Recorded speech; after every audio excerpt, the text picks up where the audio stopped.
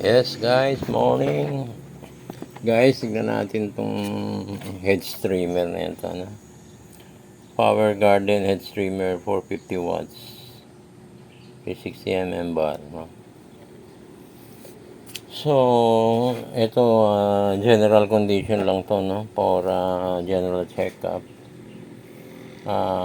Nadali ng mga ulan na naman to naulanan eh. So, hindi ko muna siya isasaksak. Dating working to sa akin, no? Hindi ko naman nagagamit na, so inabutan na naman siya ng ulan kasi mga naka-stock lang sa labas. Ayan. Hindi ko muna siya isasaksak, no? Dahil titingnan ko muna yung armature niya, baka nadali. O kung nabasa man, baka nag-stock yung bearing, huhugong lang to. Much better na buksan na lang muna natin. Bubuksan din lang naman natin eh. Yan, saka malalagyan na rin ng grasa. Medyo mahaba na naman yung damo dito. Ang nangyayari sa damo ko na papuputol, hindi sa mga halaman. Panghalaman to sa mga leaves, pambilog, pangkudrado, pangkorte. Okay, tingnan natin, buksan natin.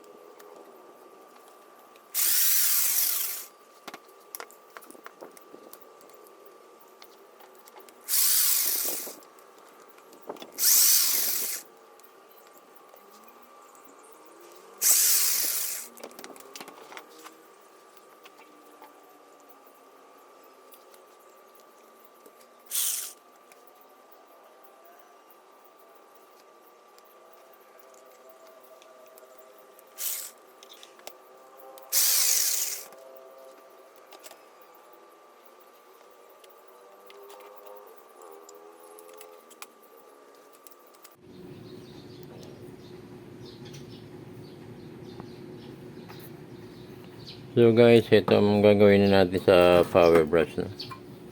Ito, kasi ang pipiliin ko dito 220 to 21 10 volts, 100 volts. Kasi ang gamit ko galing ng Japan. So ito saktong 100 volts to 380 watts. Yan, 100 volts sakto. So magagamit mo siya sa 110, kaya lang para siyang gigil na laging naka full speed. Pag dito sa 100, moderate. 110, medyo may init ng konti pero hindi naman bumibigay. So, for safe, dito tayo sa tamang voltahe niya. At medyo madalas din ako magkamali kasi ilang beses ko na nasaksak sa 220 yan eh. Hindi naman bumigay. Kasi pag fire ko, okay. Nakita ko naka full speed na kaagad eh. Yun, buti naagapan ko. Yung mga grinder, power tools, hindi kaagad bibigay yan. Pero yung welding machine, patay ka na dyan. Isang click lang yan, wala na.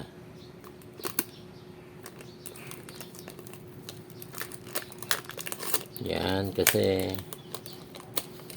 ayoko na magmagaling na medyo may edad na tayo. Nakakalimot na rin ako dito sa 110 to 20 lagi. Minsan lalo na pag apurahan. Dito.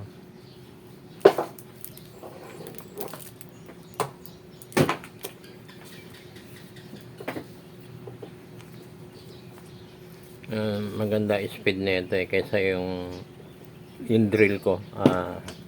Halos sa 10 ikot ito, isa tanggal na kagad eh.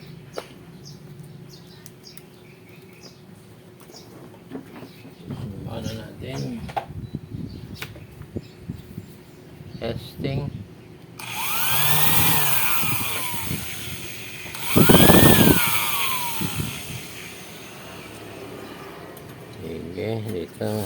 Nagkakalat na naman ako. Yan na, nilinisin ko na lang.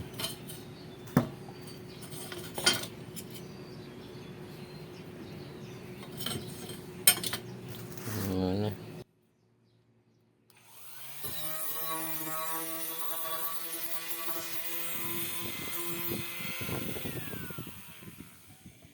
Teka, kunin ko yung So guys, ito ang part natin, rubber. Kaya lang ayoko gamitin to, medyo madilim.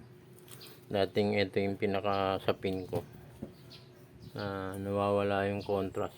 Minsan madilim.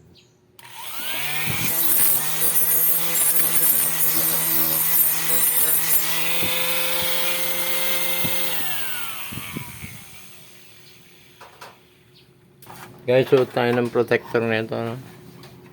Ito kasi, ayan, mga tumatalsik yung pinaka-steel niyan. Hindi katibayan yan, mga nagliliparan yan. Baka one time tayo sa mata. Ingat.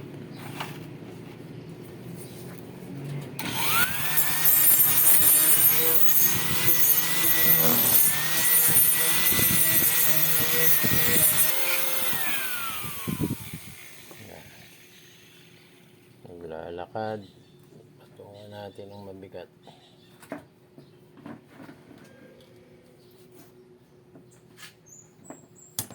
Yan. Naglalakad eh.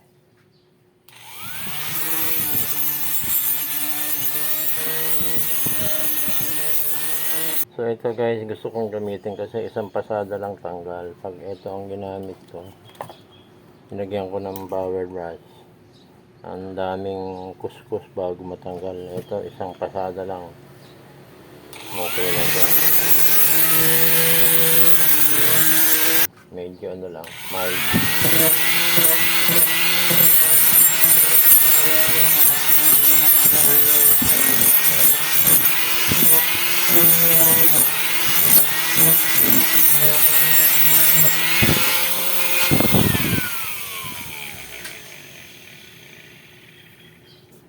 Yan, medyo kita pa yung black niya. Coating yan eh. Ito, yan. Yung kalawang lang tatanggalin natin. Kumbaga sa ano, naulanan lang yan na patak eh.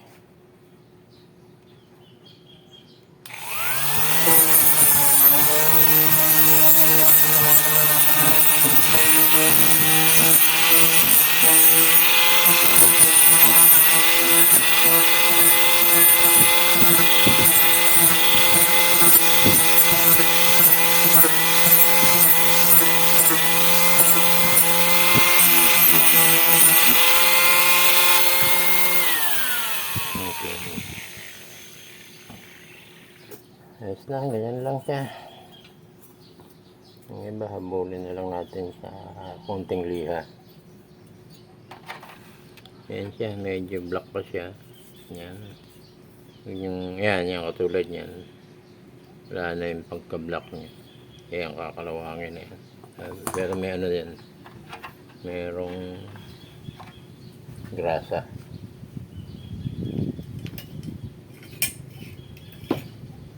Yung pang babaw.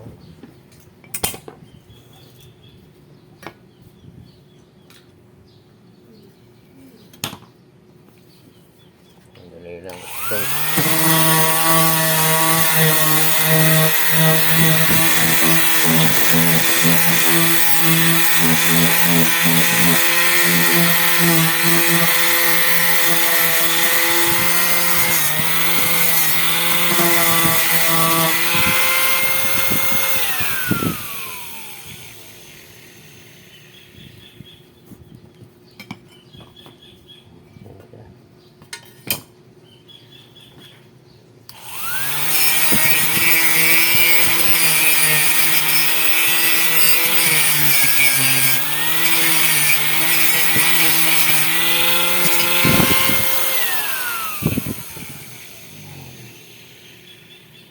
Guys, so isang ano lang, linis na linis. Kaya lang ayoko ng may white na ganyan. Gusto ko ma-maintain yung kulay. Ayan. Ayan na yan. So guys, dito tayo na. Palitan natin itong ano, Tingnan muna natin ito kung tumatakbo. Linis ako ng linis.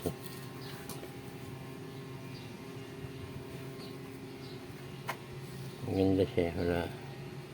Naka-shield pa siya. So guys, wala yung isang tornilyo. Maghahanapan na naman tayo niyan. Ito, madalas ako maurungan na ito eh. Yan, yung tornilyo na yan. Ayan. So wala yung isa. Isa, dalawa. Apat yan. So wala yung isa. Hanapin natin na hulog. So fire natin.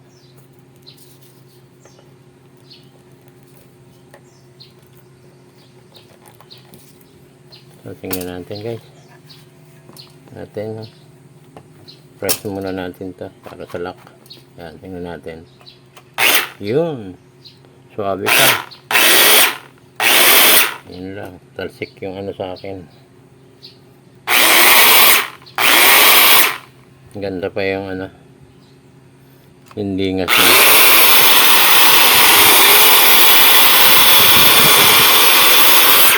Yun. Nagkikislap ng malakas pag nirelease mo. Pero on operation, wala siya. Okay naman siya. Yun.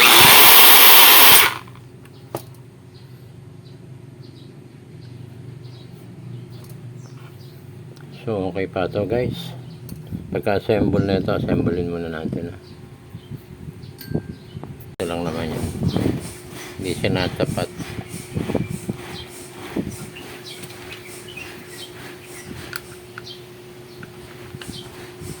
Ayun nga. Init.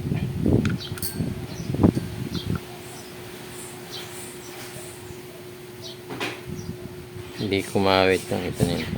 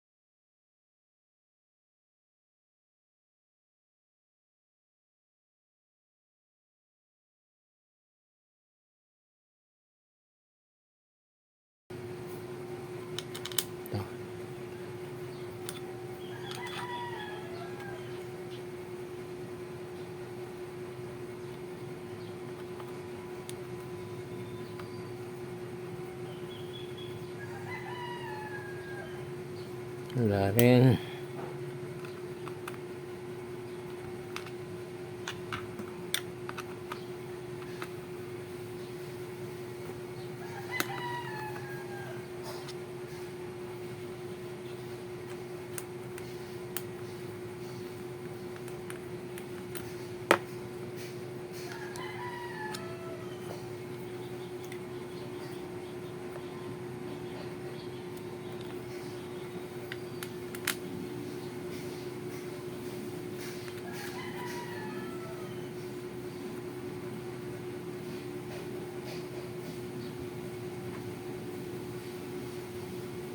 Wala.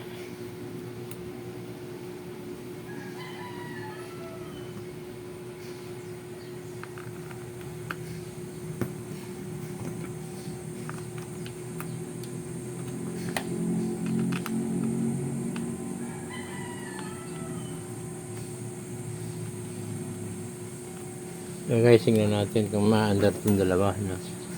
Yung manual na lang natin yan.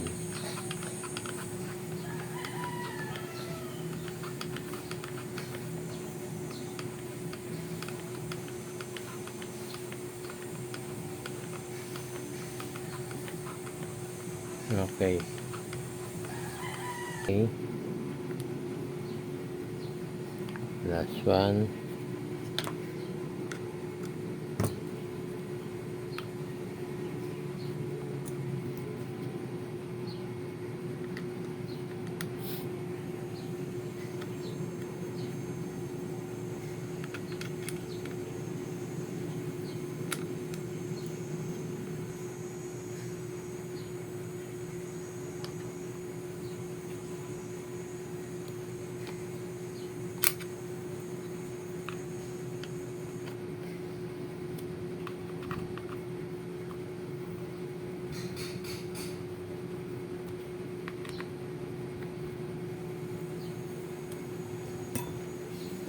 Ayan guys. Tulak muna natin ha.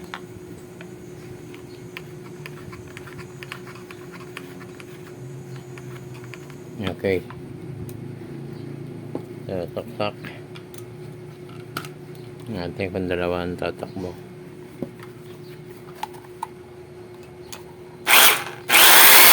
Okay.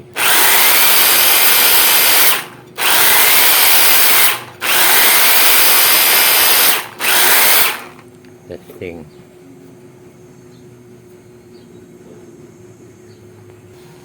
Okay guys, hindi ko na pinakita yung pinagputulang ko. Pero ayan na yung mga damo.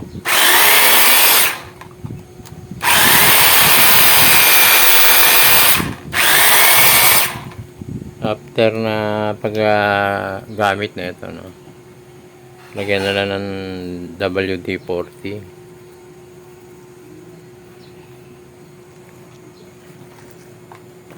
O kaya crudo langis. Wag langis, malagkit ng langis eh. Crudo lang yung diesel. Kaya nyo lang para ma-maintain, wag kalawangin.